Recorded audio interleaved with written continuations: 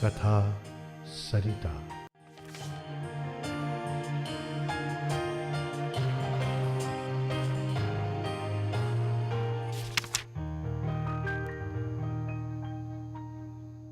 प्रस्तुत है कथा सरिता कार्यक्रम।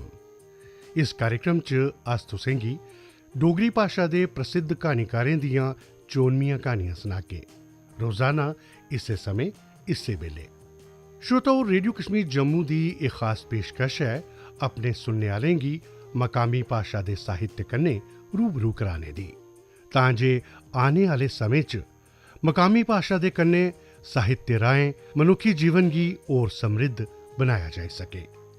ते आओ अज शुरुआत करने आं डोगरी भाषा के मुंडले कथाकार भगवत प्रसाद साठे हुंदे कथा संकलन पहला फुल चां किश कहानियां। अज की कहानी पहला फुल पढ़िए सुनारदन दीपक कुमार।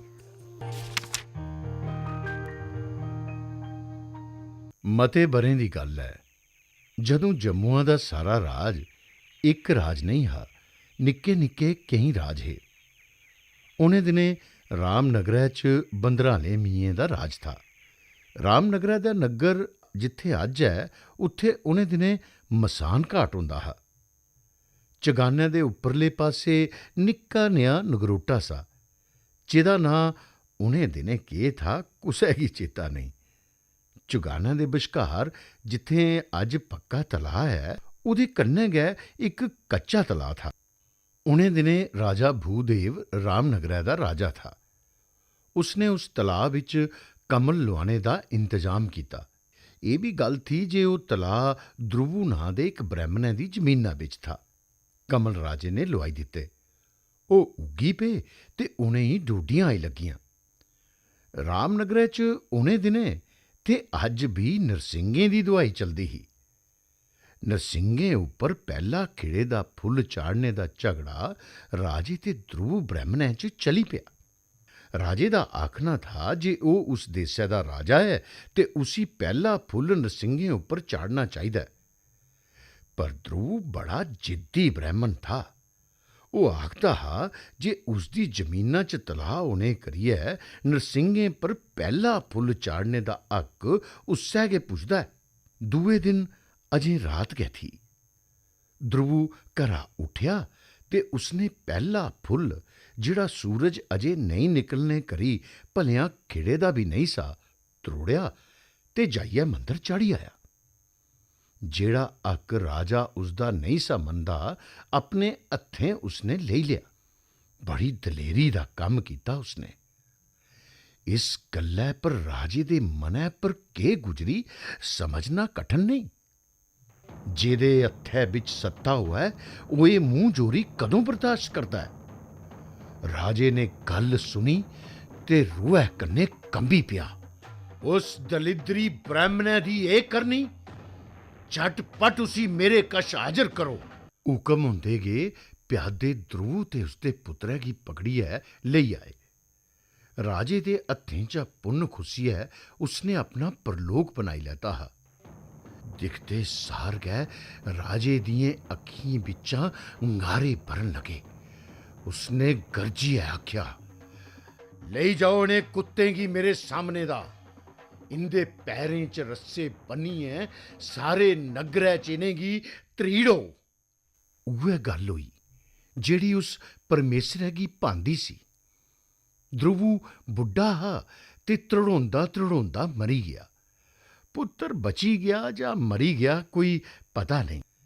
रामनगरै दे सामने खड्डै दे पार खीह नां दा इक ग्रां है। उत्थे राजे दा इक वजीर रौंदा हा। ओह संञा दा भत्त राजे कन्नै खाने गी रोज रामनगर आंदा हा। थोड़ा थोड़ा न्हेरा होई पेदा हा ते वजीर ढक्की उतरे दा हा। इन्ने च उसने इक आदमी हत्थै च मसैरा पकड़ियै अग्गुआं औंदा दिक्खेआ। जिसले ओह कच्छ आया तां वजीरै उसी पन्छानी लिया। ओह ध्रुव ब्राह्मण था। वजीरै ने हस्सियै पुच्छेआ, महाराज इस बेल्लै राती कुत्थें चले? जवाब मिलिया, कुतै नहीं वजीर जी, राजे ही आख्यो अम्मी आवा करना। ਭੱਤ ਕਿੱਠੇ ਖਾਗੇ। ਤੁਸੀਂ ਹੀ ਕੁਛ ਮਨਾ ਕੀਤਾ ਹੈਗੇ, ਆਓ ਮੇਰੇ ਕੰਨਾਂ ਕੇ ਚਲੋ। ਆਖਦੇ ਆਖਦੇ ਵਜ਼ੀਰ ਤੇ ਧਰੁਵ ਦਾ ਝੰਡਾ ਵੱਧਦਾ ਗਿਆ। ਵਜ਼ੀਰ ਮਹਿਲੇ ਪੁੱਜਾ ਤਾਂ ਭੱਤ ਤਿਆਰ ਥਾ। ਜਿਸ ਵੇਲੇ ਬੌਣ ਲਗੇ ਤਾਂ ਵਜ਼ੀਰੈ ਧਰੁਵ ਦਾ ਸੁਨੇਹਾ ਰਾਜੇ ਕੀ ਦਿੱਤਾ। ਰਾਜਾ ਕਿੜਕਿੜ ਕਰੀਏ ਹੱਸੀ ਪਿਆ। ਉਸਨੇ ਧਰੁਵ ਦਾ ਮਰਨਾ ਤੇ ਜਾਲੀ ਫੂਕੀ ਛੋੜਨਾ ਵਜ਼ੀਰਾ ਹੀ ਸੁਣਾਇਆ ਤਾਂ ਉਸੀ ਬੜਾ ਚਬਾਤ ਲੱਗਾ। ਇੱਕ ਗੱਲ ਆਉਣ ਤੇ ਦੂਈ ਜਾਣ ਲਗੀ। ਇਹ ਸੱਚ ਹੈ ਜਾਂ ਉਹ? ਸੁਣੀ ਦੀ ਸੱਚ ਮੰਨਣਾ ਹੈ ਜਾਂ ਦਿਖੀ ਦੀ ਸੱਚ ਮੰਨਣਾ ਹੈ? ਸੁਣੀ ਰਾਜੇ ਕਸ਼ਾ ਤੇ ਦਿਖੀ ਆਪੂ। ਬਲਦੇ ਦੀਏ ਦੀ ਲੋਈ ਚ ਵੀ ਉਸੀ ਉਸ ਅੰਦਰੈ ਚ ਨੇਰਾ ਲੱਭਣ ਲਗਾ। ਉਹਦਾ ਕਲੇਜਾ ਕੰਬਣ ਲਗਾ। ਬ੍ਰਾਹਮਣਾਂ ਦੀ ਹੱਤਿਆ ਹੁਣ ਕੀ ਹੋਗ?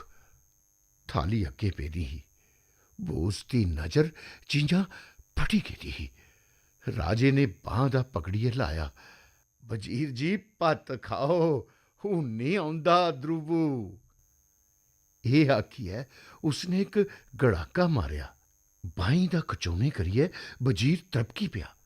ਉਹਦੀ ਨਜ਼ਰ ਆਪਣੀ ਨਹੀਂ ਰਾਜੇ ਦੀ ਥਾਲੀ ਉੱਪਰ ਪਈ।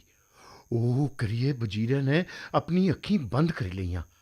ਆਸਾ ਬੰਦ ਹੋਆ ਤੇ ਰਾਜਾ ਗਰਾ ਲੈਣੇ ਆਸਤੈ ਥਾਲੀ ਪਾਸੇ ਹੱਥ ਵਧਾਇਆ। ਵਜ਼ੀਰਾ ਰਾਜੇ ਦਾ ਹੱਥ ਪਕੜੀ ਲਿਆ ਤੇ ਆਖਿਆ, ਮਹਾਰਾਜ ਦਾ ਵੀ ਉਹ ਹਾਲ ਹੋਈਆ। ਭੱਤੈ ਚ ਕੀੜੇ ਸੁਲਬੁਲ ਕਰਿਆ ਕਰਦੇ ਤੇ ਨਿਉੜੇ ਦੇ ਕਟੋਰੇ ਲਹੂਐ ਕੰਨੇ ਪਰੋਚੇ ਦੇ। ਰਾਜਾ ਦੀ ਦੇਹ ਚਲੂੰ ਕਰਨ ਲਗੀ। ਉਹ ਇੱਕਦਮ ਭੁੰਆਂ ਬਿਲਣ ਲਗਾ। ਮਹਿਲੇ ਚ ਕਰਲੱਦ ਪਈ ਗਿਆ। ਹੁਣ ਕੀ ਹੋ? ਭਾਂਡੇ ਕਰਨੇ ਵਾਲੇ ਸਿਆਣੇ ਸੱਦੇ, ਪਰ ਰਾਜੇ ਹੀ ਰਾਮ ਨਹੀਂ ਕੀ ਹੁਆ। ਇੱਕ ਸਿਆਣੇ ਨੇ ਦੱਸਿਆ ਜੇ ਰਾਜੇ ਉੱਪਰ ਬ੍ਰਹਮ ਹੱਤਿਆ ਸਵਾਰ ਹੋਈ ਦੀ ਹੈ। ਇਹ ਨਹੀਂ ਰਾਮ ਤਾਂ ਹੋ ਸਕਦਾ ਹੈ ਜੇ ਧਰੁਵ ਦਾ ਮੰਦਰ ਬਣਵਾਈ ਹੈ, ਉਹਦੇ ਚਗਿਰਦ ਰਾਜੇ ਕੀ ਉਈਆਂ ਗਿਆ, ਪੈਰੀਂ ਚ ਰੱਸੇ ਪਾਈਏ ਤ੍ਰੀੜਿਆ ਜਾ। ਉਹ ਕਰਨਾ ਪਿਆ। ਨਗਰ ਦੇ ਬਾਹਰ ਜਾੜਿਆ ਚ ਧਰੁਵ ਦਾ ਮੰਦਰ ਬਣਿਆ। ਉਹਦੇ ਵਿੱਚ ਧਰੁਵ ਦੀ ਮੂਰਤੀ ਥਾਪੀ ਤੇ ਉਹਦੇ ਚਗਿਰਦ ਰਾਜੇ ਦੇ ਪੈਰਾਂ ਚ ਰੇਸ਼ਮੇ ਦੇ ਰੱਸੇ ਪਾਈਏ ਬੱਲੇ ਉਸੀ ਤ੍ਰੀੜਿਆ। ਤੜੋਂਦੇ ਰੋਣੇ ਚ ਉਸੀ ਰਾਮ ਲੱਗਦਾ ਤੇ ਜੇਲੇ ਉਸੀ ਛੋੜੀ ਦਿੰਦੇ ਤਾਂ ਵੀ ਉਹਾ ਹਾਲ ਹੋ ਜਾਂਦਾ। ਗੱਲ ਚਿਰੇ ਦੀ ਹੈ। ਉਹ ਮੰਦਰ ਬਣਾਣੇ ਚ ਤੋਲੇ ਕਰੀ ਐਸੇ ਥਾਰੇ ਉੱਪਰ ਬਣੀ ਗਿਆ ਜਿਹੜਾ ਖੱਲਾ ਪੁੱਲਾ ਹਾ। ਆਖਦੇ ਨ ਉਹ ਬੱਲੇ ਖੱਲਾ ਹੀ ਧਸੀ ਆ। ਧਰੁਵ ਦੀ ਮੂਰਤੀ ਚੁੱਕੀ ਹੈ, ਕੱਚ ਕੇ ਸ਼ਿਵਜੀ ਦੇ ਮੰਦਰ ਰੱਖੀ ਛੋੜੀ ਦੀ ਹੈ, ਜਿਹਦੀ ਹੁਣ ਵੀ ਉੱਥੇ ਰੋਜ਼ ਪੂਜਾ ਹੁੰਦੀ ਹੈ।